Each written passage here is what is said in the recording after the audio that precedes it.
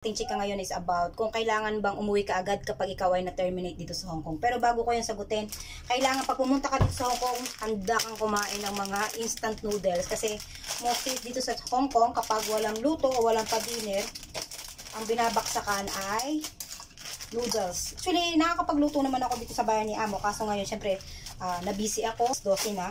Kaya ito na lang kakainin ko. Kasi natamad na rin ako magluto. Actually, masarap talagang pumunta dito sa Hong Kong kasi nga, number 1, meron silang day off.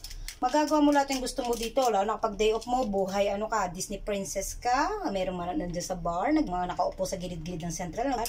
So, depende kung anong trip mo sa buhay kapag day off mo. Kumbaga dito, walang pakialamanan. Kahit sa pagsusuot mo ng damit o kahit mag-swimsuit ka dyan, wala silang kiber sa'yo. Pumunta ka dito sa Hong Kong, kailangan ng unang focus mo is makatapos ka ng isang kontrata. 2 years.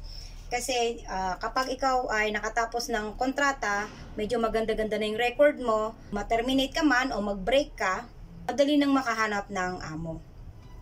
Pero syempre, mas maganda pa rin ang finish contract. Lalo na kasi syempre dito hindi naman pare-parehas ang amo, swerte yan lang talaga. Kasi ako, danas ko yan. Yung una, okay. Pangalawa, hindi. Pangatlo, okay na siya. Kapag bago ka, maswerte ka na kapag ikaw ay naka 3 months. Pag kasi nakapag 3 months ka na, yun yung tinatawag na parang probationary. 3 months ka na, meaning, nalampasan mo na yung stage of adjustment. Yung mga amo natin, papakita nila yung mga pangil nila in 3 months. Kada mo naramdaman kasi yung homesick, yung pagiging Disney princess mo sa Pilipinas, namimiss mo.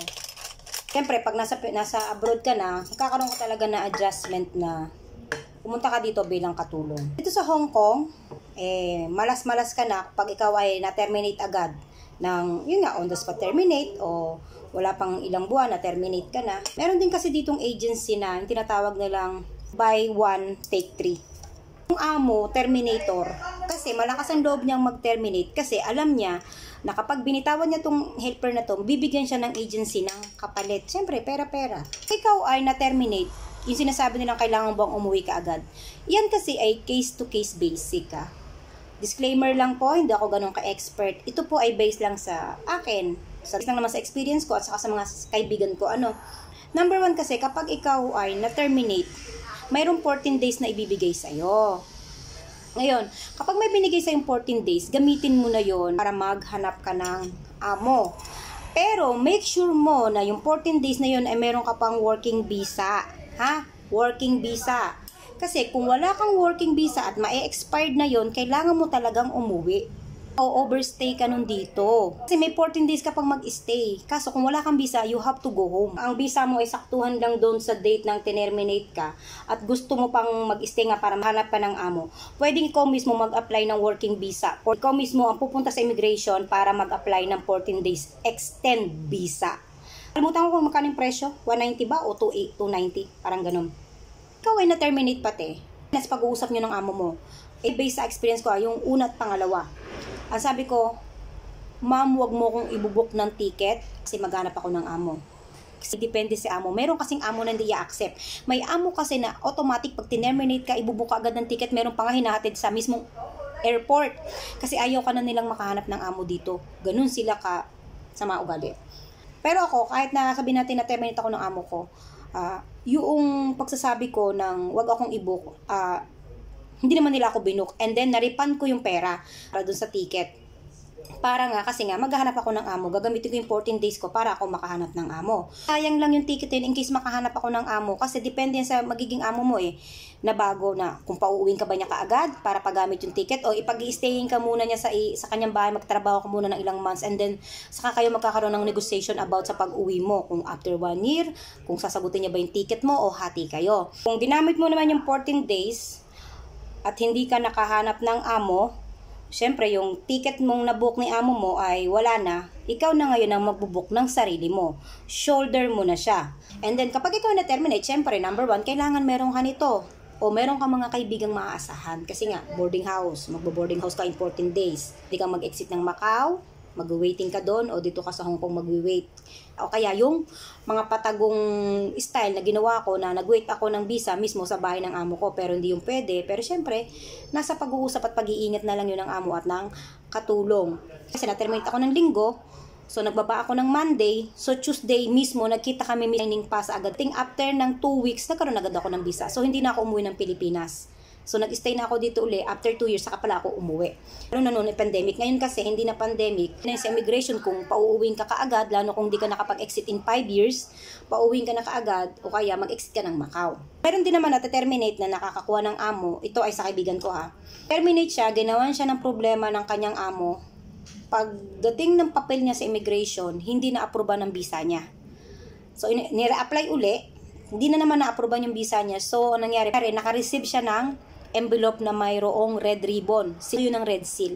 Hindi niya yung pwedeng buksan. Bubuksan lang yun sa immigration sa airport. Pero, nakabalik siya after 1 year. Kasi dito, pag ikaw ay na-terminate ng halos 3 times na sunod-sunod, kailangan muna magpahinga sa Pilipinas. Although makakabalik ka naman sa Hong Kong, pinakamabilis ng pinakamatagal ang 2 taon. Kasi hindi kasi pwedeng sunod-sunod ang terminate mo. Hindi sunod-sunod ang break contract mo. Pag ayaw mo sa amo mo, break agad. Sumunod, limipat ka, ayaw mo na naman, break ka na naman uli. Then sa pangatlo, ay medyo mahirapan ka na sa immigration. Ikaw naman ang nag-break contract sa amo mo. So magbibigay ka ng 1 month notice, di ba?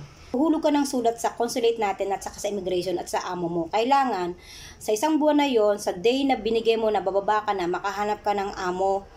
Pagbaba mo sa bahay ng amo mo, meron ka ng bagong amo. Ingat ka lang kasi may mga amo na kapag ang katulong ay nag 1 month notice, tinatarantado. Pag ganong ikaw ang nag-break contract, syempre, yung makukuha mong bayad ni amo mo, ay hindi ka sigurado kung anong marireceive mo. At wag na wag kang mag-on the spot termination kay amo mo. Pag ikaw ang nag-on the spot sa amo mo, ikaw naman ang magbabayad ng 1 month. Sila naman ang babayaran mo. And then, lahat na expenses is shoulder mo. Hindi ka rin nila ibubuk ng ticket. Kaya, pag nag-abroad ka talaga, sikapin mo na, tataga mo yung loob mo na ginusto mo to maging katulong Siyempre, kung talaga naman, alam mo naman sa sarili mo na talaga namang minamaltrato ka na, pwede kang mag-complain sa consulate at saka sa immigration. Kasi, hindi, ang government dito naman is open naman sila sa mga reklamo ng mga DH. Open sila. Pwede ka nga tumawag dito ng pulis kung gusto mo. Pag na-terminate ka, lalong pag matagal ka na, at alam mo na yung mga laban mo. Unang amo ko, na-terminate ako, sinabihan niya ako early. So, anong nangyari nun, 1 buwan pa lang nakakahanap na ako ng amo. Kaya pagbaba ko mismo sa bahay nila, may visa na ako. Ang binayaran sa akin ng amo ko doon ay yung sahod ko, nakakuha din ako ng ticket, nakakuha din ako ng leave, nakakuha ako ng long service. Kung mabait ang amo, makaka-receive ka niyan. Yung second kong termination, on the spot. So, ang binayaran sa akin ni amo, 1 month sahod, 1 month advance, kasi on the spot ako, ticket. So, yun ang binayaran nila sa akin. At saka nakatanggap din ako ng leave. Saka dito, pag matagal ka na, patatagan May mga amo kasi na pag ikaw nag-break sa akin, hindi kita bibigyan ng long service. Pero pag ako bumitaw sa'yo, may long service ka. Mga ganun kasing amo, may mga reverse psychology silang ginagawa para hindi ka bumitaw.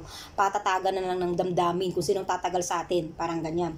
At saka yung sinasabi nila kung may makupa ba ako na bayad sa akin kapag ako ay 4 years lang o 5 years. Kasi nga, yan ay depende pa rin sa amo mo kung bibigyan ka niya ng pampalubag loob. Pero nga lang amo na hindi nagbibigay kasi nga, ikaw nag-break bakit ba? Parang ganun. Laban nila yon, mas better na magsumbong ka na sa immigration kaysa sa consulate.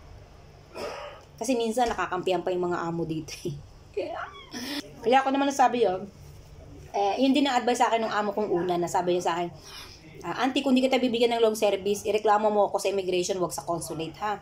Kasi daw mas kakampihan daw kasi sila nung consulate natin. At sa immigration nga daw kasi hindi sila kakampihan. Kasi nga daw, kapag nagreklamo ka sa immigration, takot yung mga checkwa kasi imbis na ang babayaran lang sa'yo ay 1, magiging times 2, tas makakasuhan pa sila. Ganun ka pair ang immigration dito. Pero syempre ang ating mga consulate, nakakatulong pa rin naman sa mga pangangailangan ng mga domestic helper dito. So ayun based lang naman sa experience ko kasi ayun yung advice sa akin ni amo ko. Ewan ko lang sa iba kung naranasan nila. Pag pumunta dito sa Hong Kong, yung termination is andyan na yan. Anino mo na yung termination.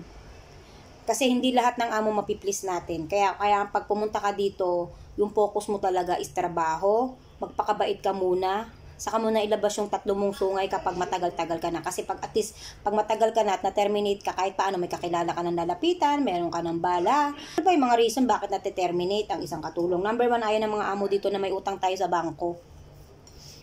May mga bangko kasi dito na nangangatok. At mayroon ditong bangko din na tumatawag sa bahay.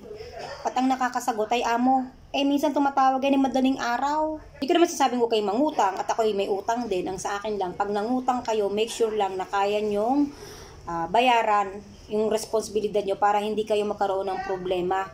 Maraming reason kung bakit nateterminate ang isang katulong. Siyempre nasa atin na yun kung paano naalagaan at mamahalin yung trabaho natin. Sarap talaga dito sa Hong Kong. Kaya mahalin natin yung trabaho natin kapag nandito na tayo sa Hong Kong. At siyempre, kakain tayo ng noodles.